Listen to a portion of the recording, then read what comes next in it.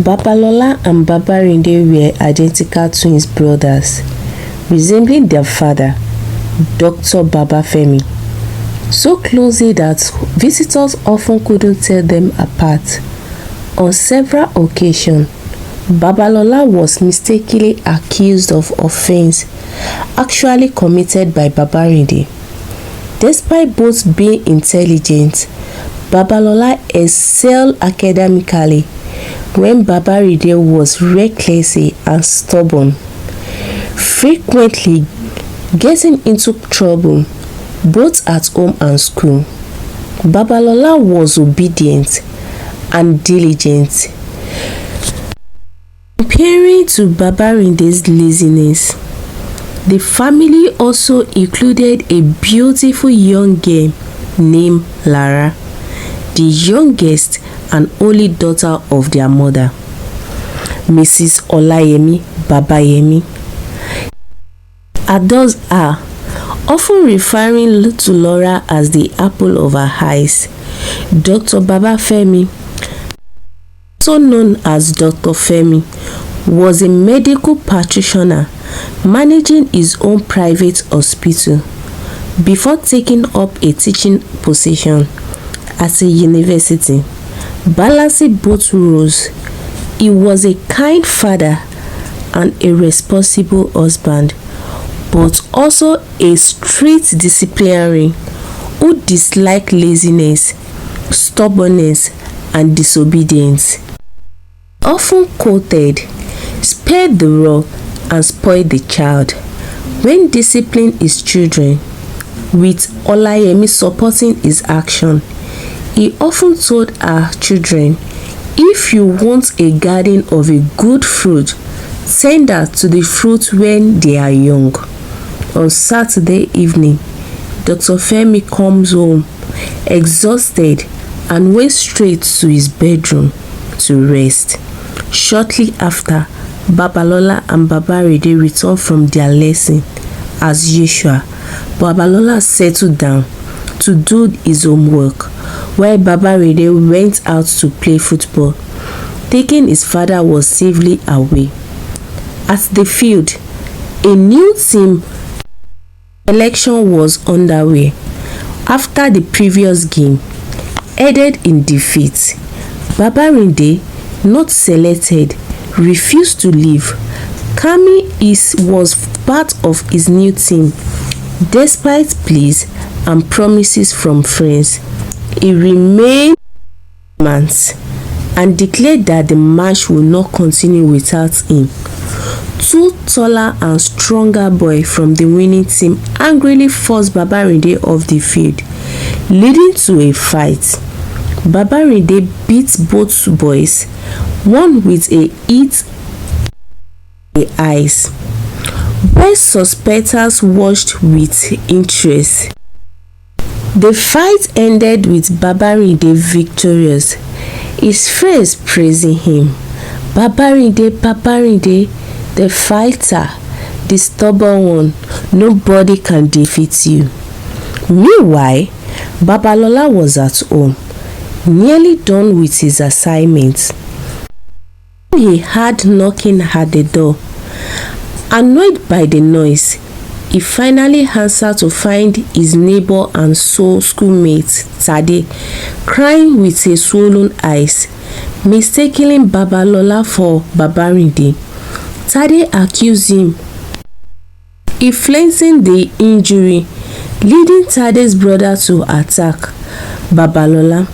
The noise woke Dr. Femi, who rushed out to find his son being beaten. Seeing Dr. Femi approach, Tade and his brother attempt to flee, but Babalola held on to one of them. Dr. Femi, confused, demanded an explanation. Tade, still thinking Babalola was Babarinde, re-encountered the football fight. Dr. Femi, realizing the mistaken identity, corrected Tade and his brother, who then apologized. Dr. Femi later treated both Babalola's cut and Tade's eyes. Babarinde, knowing he was in trouble, contemplating his next move, Tade and his brother realized they had a mistake fighting the wrong person. They looked at one another, prostrated and expressed regret. Dr. Femi asked them to tender their apology to Babalola, who was the victim of mistaken identity. Babarinde was reluctant to enter into the house because he sensed his father had been informed. He knew he had misbehaved so foolishly and must be ready to accept whatever happened as a result. As he was thinking of what to do outside the gate, he saw his mother's car approaching. She was returning from an outing.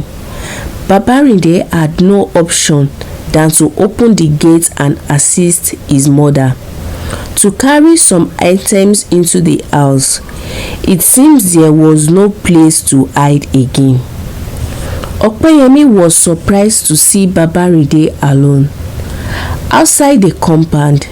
Instantly, she suspected he had done something wrong, but decided not to ask any probable question until they get to the house. Later, Dr. Femi warned the three boys not to act that way again in order to avoid the likely consequences of their action. Then he told them to go back to their house. Two wrongs do not make a right, he added as the boys were leaving. As Babarinde and his mother were approaching the entrance door, he had discussion between his father and the boys. He knew he caused everything and started thinking of the way out of the problem. Yet, he was able to control himself. He thought hard. Soon, he had perfected his idea before his father called him to defend himself. When his mother comforted him, he tried to lie his way out, but was cut short by her reaction.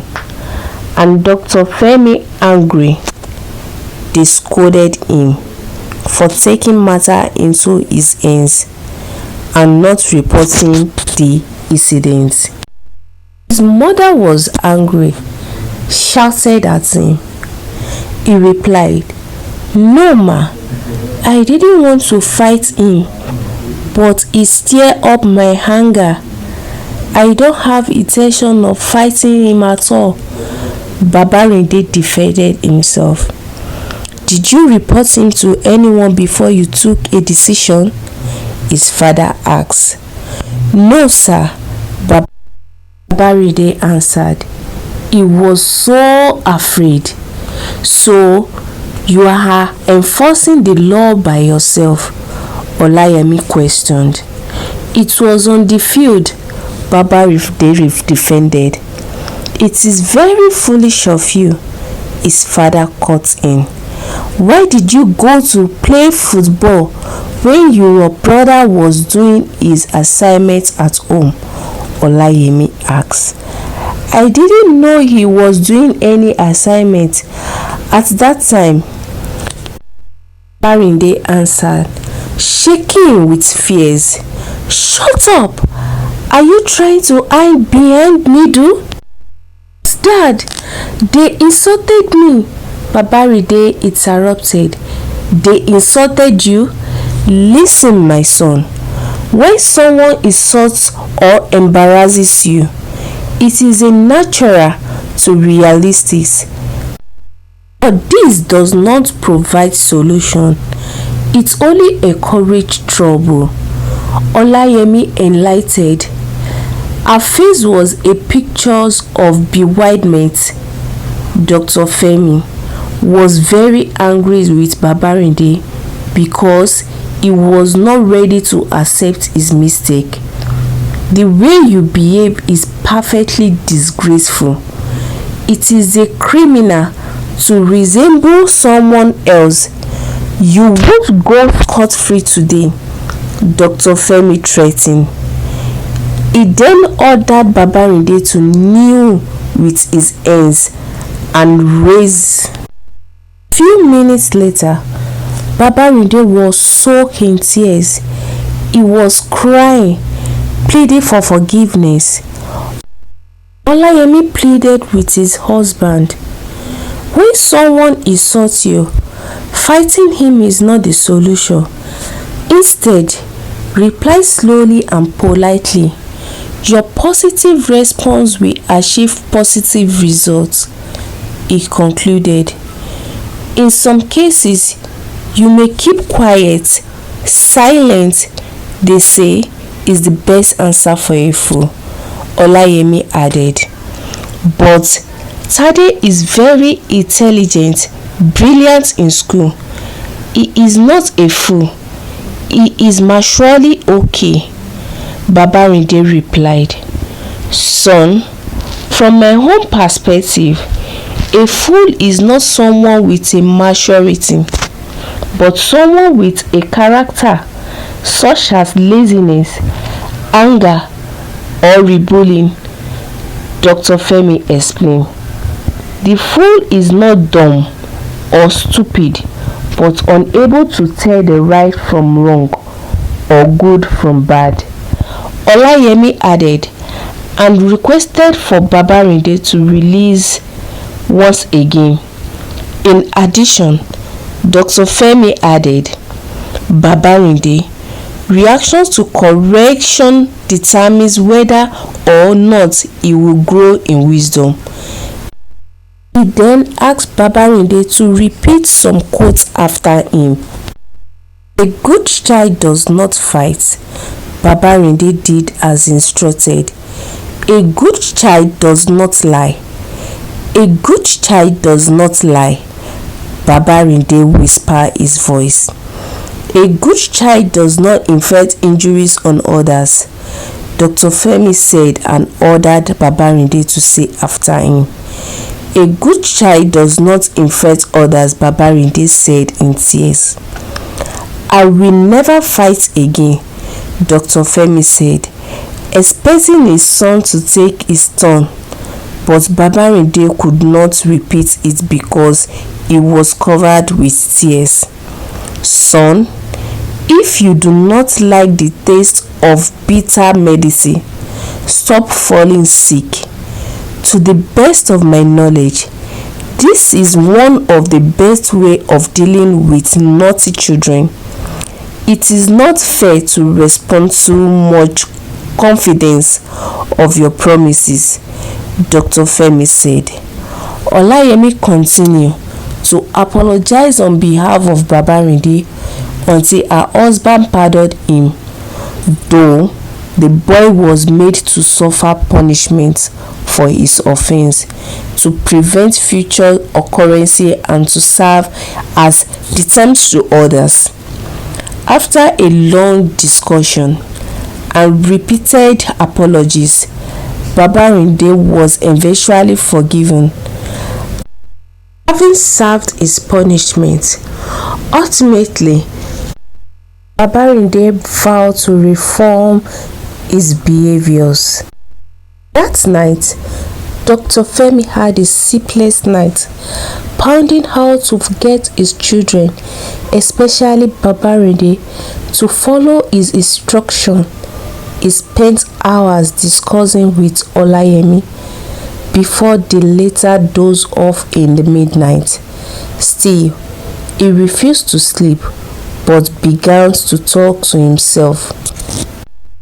In his quest to achieve his aim, he decided to narrate a story which he believed would teach his children some morals. The following day, Dr. Femi called his children and expressed his feelings about the previous day event. Also, he told them to listen to an interesting story in order to draw morals from it.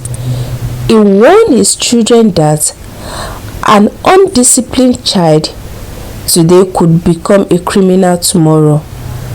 And then he shared a story to illustrate his points. Soji and Seyi were childhood friends who grew up together and attended the same school about 20 years ago.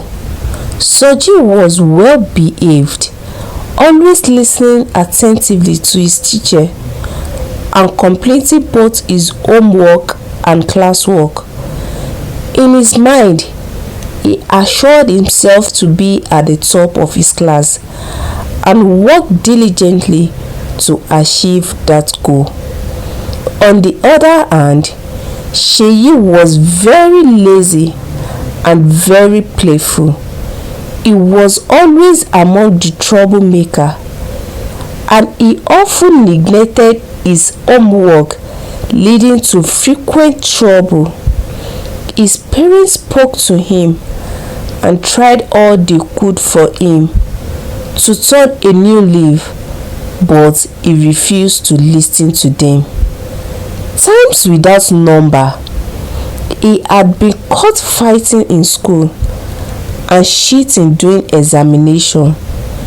He did not take his study with all seriousness needed to succeed. Eventually, he dropped out of school. His behavior was such that everyone disliked him. Soji continues to weather the storm and completed his secondary school education with flying colors.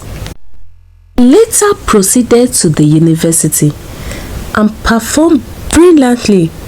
Thereafter, he got a good job and was living comfortably. Few years later, Soji was returning from his journey to a neighboring town with escort cars. After driving for 40 minutes, he noticed the traffic was slowing down. At first, he thought it was caused by the police checkpoint, but as he was approaching the scene, he discovered it was the bad road. Pothole was seen everywhere, and in fact, some holes were about 2 to 4 inches deep. This provided opportunity for some miscreants to fill the pothole with sand and demand for compensation from the motorist. When Soji got to the scene, Seyi bowed to greet and stretched his hand to collect money. Soji rolled down his door's glass to give him a 500 naira note, but it seems like a dream to both of them when they had an eyes contact. "Who is this?" Seyi said with serious look. "Am I dreaming?" Soji said, wiping his eyes with palms of his right hand. Soji, "No, it can't be." Seyi spoke with great astonishment. He felt embarrassed. The root of the car, which was closely behind Soji, brought the two friends to their senses. Soji used his car pointer to indicate the direction in which the vehicle was about to turn. He then parked his car to enable him to discuss with Seyi. After discovering that the car belongs to Soji, tears streamed down Seyi's eyes. Soji tried to console him, assure him that he could be still successful. Soji succeed through hard work and discipline, Dr. Femi said and paused. Babarinde, Babalola, and Lara listened with rapid attention to their father's story. It seems they had pity on Seyi. On the other hand, Seyi became a tout as a result of his indiscipline and laziness, Dr. Femi added. What is the relationship between Soji and Seyi? Lara asked.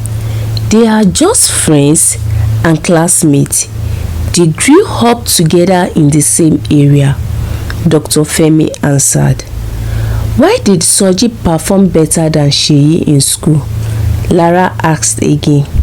Soji was well behaved in school, listening attentively to his teachers and doing his classwork and homework diligently. He resolved to be at the top of his class, worked diligently to achieve it. It required determination and hard work to succeed as a student. Babalola contributed. Dr. Femi explained, Seyi was always very playful. He was usually among the troublemaker and he won't do his homework. What happened to him at the end? Babalola asked.